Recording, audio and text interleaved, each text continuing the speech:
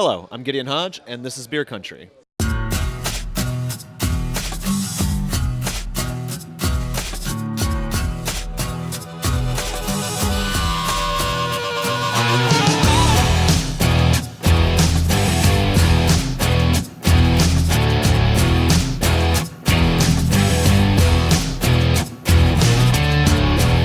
That's that table drawer. The slate, please.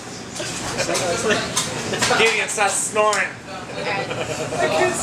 Right here?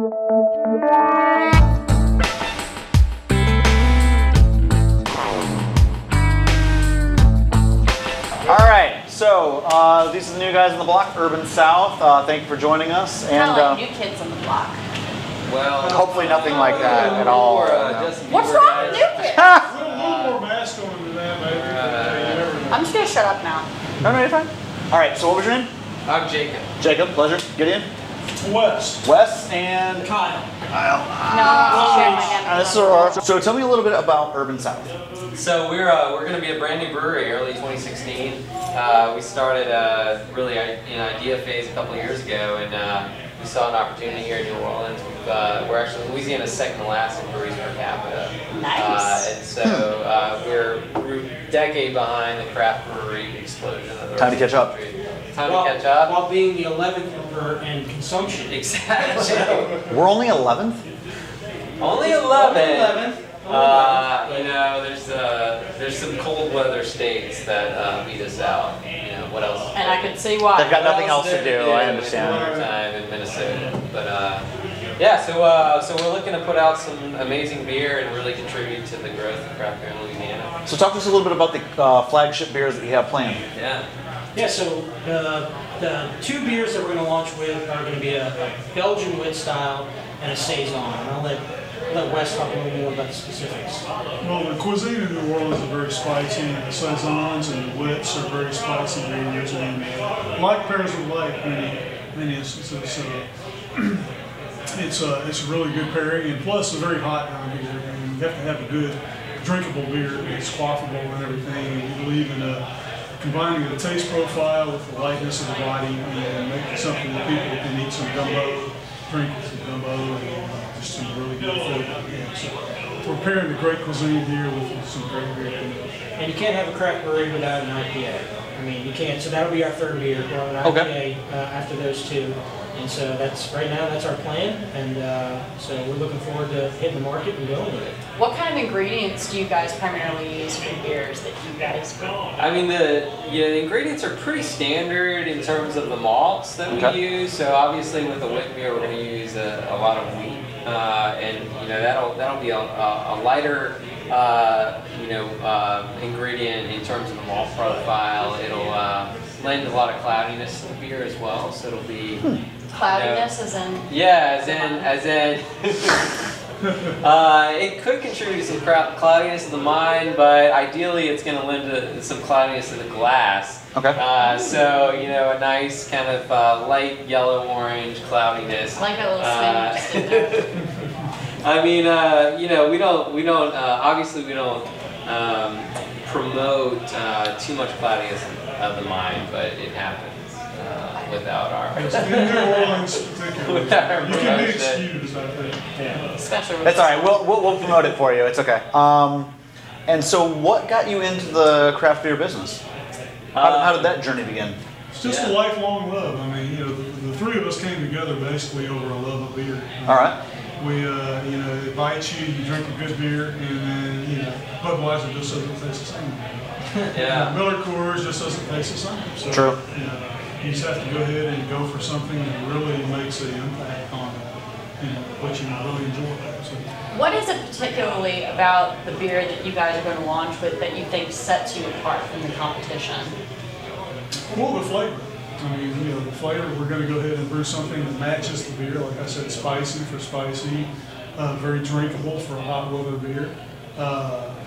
We're going to go ahead and brew all different flavors for people who really enjoy, you know, drinking beer, something with flavor versus the standard American lager that people have grown up with. Do you hear that? It's competition. It's coming for you. They're on their way. All right, now I'm gonna get a little personal here. What are your favorite types of beers individually? So, So personally, I mean, the wit beer has always been something that stood out for me. Someone growing up in rural Louisiana, I mean, the first beer I came into contact with was Natural Light, and was a beer. we were all that young once. Is very. Everybody was very broke light. at some point. All right. That was just terrible. For the kids that couldn't get Steel Reserve. Hey, you know what? You drink what you can. You know, we had a when you're little in college, Milwaukee's all right? Best mixed into that. All right. But Natural Light was the premium. Natty Light. The premium at Walmart in All right. rural Louisiana. Like a fine so, wine. Associated Not very, really. very well with a funnel.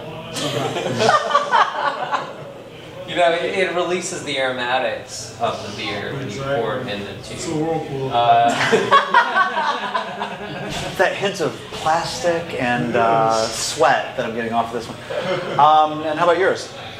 Well, IPAs, German styles. I lived in Germany for a little bit. Okay. And, came to appreciate that. I grew up in North Mississippi where we had the standard Schaefer's, Bud Light. Mississippi, Meltzer. Unite.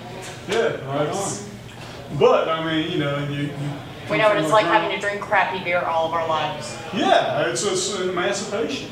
Yes. I mean, you Testify. come out there and you taste real beer, German beer. It's never the same. German beer, IPAs. You're never the same. I mean, we're just blowing up here in the USA. It's just starting. And that's going to be my next question. Did your time in Germany influence your A, taste in beers, and B, your decisions in what you wanted to brew yourself? Exactly. I mean, we're unified in the fact that, we're going to go ahead and make beers that are, not necessarily from the United States, but they represent the best of the world, really. I mean, we're going to go ahead and do some German beers and some Belgian beers, which is our flagship beers. And we're going to go ahead and represent the United States with IPAs and double IPAs and very hop forward beers. Okay. So, I mean, if you go ahead and classify beers, you're talking malt forward with the Europeans, basically, is what Okay. happens. With Belgians, yeast forward, and with us, it's hop forward. So, Okay. And I actually think that's the hallmark of what's exciting about the American craft beer sort of renaissance is the fact Okay. that we don't really have, in Germany they've got some purity laws that a lot of breweries follow that really constrain sort of their choices in how they want to brew beer. But in America, Make a nice dirty beer here in America. it's just like, look, we make mutt beers. Like, we can take what is best about these classic European styles and put whatever spin on it we want. We basically And live by the code of we do what we want. we do what we want. That's And we a very make, good code. right now, today, in 2015, like, we make the best beers in the world. And that's crazy to consider in terms of, like, the history of beer. That's true. because, Yeah. you've got Belgium and Germany that have really led for millennia in terms of beer. And today, because of the fact that we do what we want, of course, like, Point phrase here and now. America. that's a right of restriction. America, of course. And what are some of your favorite types of beers? So I grew up in a house, a Bud heavy house. Like, Okay. opened up the fridge. My old man was just Bud heavy, just throughout. And so You There's a were a lot. child. There's a lot of fishing in your there was a household. lot of fishing. Okay. There was a lot of That's so carpentry work, bad. everything. And so growing up, that was my background. That's what I drank. And really, I kind of had my eye-opening experience. I went to the Great American Beer Festival in Denver, Colorado, and I walk into this grand hall, this convention center, with just thousands and thousands of beers, and just kind of blew my mind. Just kind of opened my palate to other things that were out there. Because growing up down here, to what Jacob said, there just really weren't a whole bunch of breweries down here, so we just didn't know any better, of what we were tasting. So that experience kind of opened up my mind, opened up my palate. And now, if I were to walk into a bar, I'm looking for IPAs. I'm looking for West Coast style IPAs. Okay. Something dry and something juicy on the hop front. So dry and juicy is what I'm looking for in IPA. No. It's not an oxymoron. Okay. No. Dry. I was thinking of other things that could be dry and juicy. Hush, hush. You can go with it. We can run with it. We can run with that for a it's a couple beer minutes. show. We're gonna need a PG-13 rating on this one. All right. So Would you find that the difference in alcohol content between European beers and American beers changes flavor a lot, or do you find it at all restricting in your crafting of beers? I mean, I would say that regardless of alcohol content, you can find beers with crazy different flavors. I mean, you can find some sours that are in the 4% range. Okay. That are just, will blow your mind and blow your palate. You know, a sour beer, something that's tart and on your tongue. And then you can find, you know, some porters and stouts that are still kind of lower in ABV versus like a double IPA. And so, you know, the range is not necessarily based upon IPAs, it's more based upon like the flavor profile that we're going for. Yeah, alcohol is basically flavorless. I mean, most people don't realize that, but you have your higher alcohols and your ethanol, which is the base for any beer. They're flavorless. So it's your esters and your acetaldehydes and your phenols that make the beer. So the alcohol doesn't really play a big flavor profile in the beer. With the two specific types of beer that you guys are going to launch with, is there any particular kind of food that you feel as though it would be best paired with, or something in particular that you guys had in your mind that you thought, oh wow, this would be great with this kind of meal? Yeah, I mean, in choosing the styles that we chose, we thought about both food and climate. I mean, we're in a place that is warm, like, most of the year. Sad but true. We thought about a beer that people are going to pony up to a bar and order year-round. Okay. You know, I mean, you start with a stout, and in Louisiana, people are going to order that like a pretty limited, period of the year. And so, first was climate, and then also thinking about food. And in terms of a saison, so the history of a saison is this was a beer that people would make as a table beer in Belgium. And so this was a beer that the everyman would drink at every meal. And so it's a beer that's kind of universal, and so that works with just a tremendous amount of styles of food and flavor profiles. And then the wit beer has got a little coriander, a little orange peel in it. And so it actually, it plays well, that spiciness plays well with a lot of spicy foods and a lot of foods that we eat here in Louisiana. I mean, you can, pair well with some great barbecue on a summer day here. The beer industry, they look at the, basically the processes, but with brewing, it's about the ingredients as well. I mean, you have the culinary people who say, okay, now we're going for the local produce and everything. And people in the brewing, I think, are behind the curve in that they don't realize that the fresher the malt and the fresher the hops and the better viability of the yeast, the better product you're going to have. So I think that, we're after basically a fresh product versus something that's set in a silo for a long time, something that has been, set aside in a hops emporium for a year and a half. It's just it's really more akin to a culinary effect than most people realize. So where exactly is your beer available at whenever it does launch? It'll be available, in terms of like New Orleans, it'll be available everywhere. So we're launching as a production brewery. We're going to sign with the distributor right off the bat. And so we'll have packaged beer in grocery stores. We'll have draft beer in bars.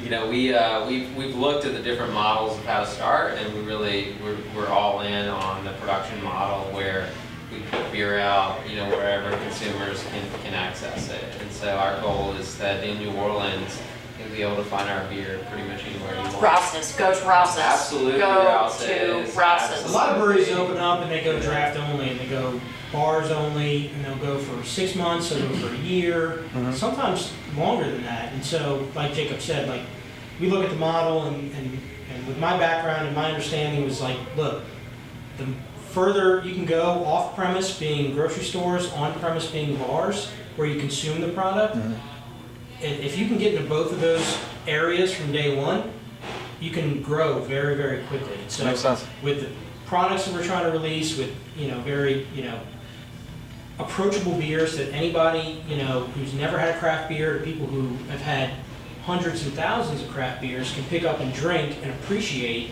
To be able to have it at home or get it at a bar from day one is is ideal, and that's what we're gonna do. Is that what you think the distinguishing difference is? That a beer that you only drink at a bar as opposed to a beer that you can drink in your home as well is what kind of sets beers apart from one another? I think it sets breweries apart. I mean, because there's some people in their lives who, may have 2, 3 children who don't go and live in the bar scene, but they appreciate beer. And if they can't get your beer other than going to a bar, like that they can't go to, but maybe once or twice a month, they will never know what your beer is because they can't pick it up at Rouse's, they can't pick it up at Bromart or Robert's or any store. And so being able to be out there from day one in both kind of premises is ideal, and it's a little bit different from what other breweries here in the state have done. What that means, Mom and Dad, is that you can get drunk at home too. Yes. Yes. You too. And this is usually her question, but what would you say is the most important part of the brewing process? I think you might have touched on that already in the previous question, but Well, it's everything. I mean, really, it's the ingredients starting off, it's the equipment that you have to work with, it's the processes that you use, times and temperatures as a brewing lord. I mean, you have to have times and temperatures for the right profile. It's everything you do to go ahead and make the beer from the start, the time you buy the ingredients and the time you put it in the can or the bottle is important. We've been hearing a lot about sanitation. Absolutely. Yes. I mean, you think about like you're cooking something at home. If you take out a pot that's been used and hadn't been cleaned properly, you're still going to pick up flavors from what you cooked last. So, you do that same thing in brewing. That's what's going to happen. And so if you don't clean your equipment well, you don't sanitize your canning line, you don't sanitize your kegs, like you're going to pick up bad flavors. It's called lactobacillus. Lactobacillus and pediococcus are your enemies, is a mainline brewery. I'm sorry, did you just say pediococcus? I think I caught pediococcus in college. Yes. Took it next level. I'm just gonna leave that right there Okay. and continue. Yes. Excellent. I would like to hear more about this pediococcus. She wants to hear more about your pediococcus. You don't want to know. You don't want to know pediococcus. Do I? It's a bad neighborhood. They're beer spoilers, just to be, I'm a lonely woman. Everyone needs pediococcus in your life. It's all right. Well, it's a slang name, but it's. I bet it is. It's I don't know if nothing you really you want never some know what they do. pediococcus. You sure about that? I'm pretty lonely. I can't believe I just admitted that. Well, cheers. Cheers. Cheers. Raise them high, everyone. Cheers to pediococcus. Pediococcus. Pediococcus. Pediococcus. They had never been All right. on a brewery. Right. Well, thank you so much for joining us this evening. Wish you the best of luck in your rollout next year, and we look forward to tasting the lovely brews that you're going to be releasing. Urban South coming at you. Thank you very much. Thanks. Thank you.